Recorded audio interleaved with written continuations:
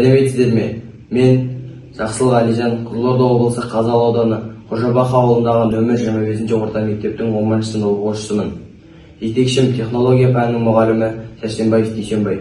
Мен табиғатты аялы жас өлкетанушылар, экологтар мен табиғат зерттеушілерінің республикалық форумы бойынша «Экокрафт» экологиялық қолөнер номинациясы бойынша облыстық сайысқа қатысушымын. Экология табиғатты қорғау мен қоршаған ортаны сақтауға бағытталған маңызды сала. Әр адам табиғатты аяласа, болашақ ұрпаққа таза әрі қауіпсіз орта қалдыра аламыз. Мен осы ұстанымды ұстана отырып, қоршаған ортада түрлі қалдықтардан ұлттық құндылықтарымызды танытуға бағытталған ойындар жасадым.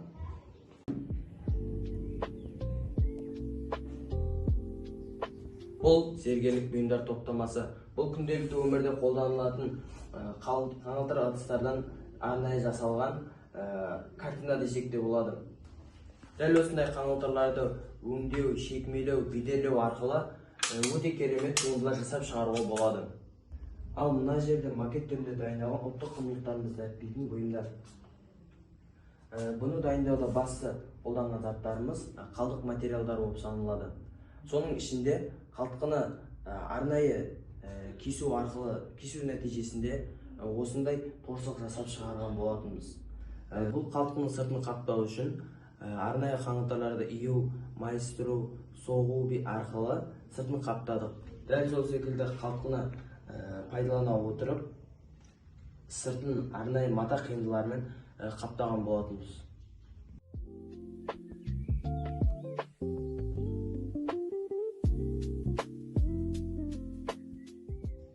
Бұл екі бұйымды жасауда ағаш қалдықтарын қолданған болатынбыз.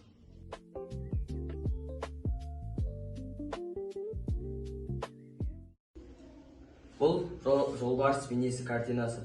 Бұны жасауда қолданған материал картон қалдықтары. Ал картон қалдықтарын әрлеу үшін акрил бояуын қолданған болатынбыз. Ал бұл картинаны ерекше етіп тұрған артық көрінісін осындай сабан қиындыларынан өңдеу арқылы жасадық. Ал бұл картинаның басты ерекшелігі барельеф, яғни жазықтан шығыңқы бөлікте орналасқан картина болып саналады. Осы жұмыстарды жасаудағы біздің басты мақсатымыз экологиялық мәдениетті қалыптастыру, тұрмыстық қалдықтарды креативті пайдалану дағдыларын дамыту және қайта өңдеуге болатын материалдардан бұйым жасау арқылы экологиялық жауапкершілікті арттыру. Назарларыңызға рахмет.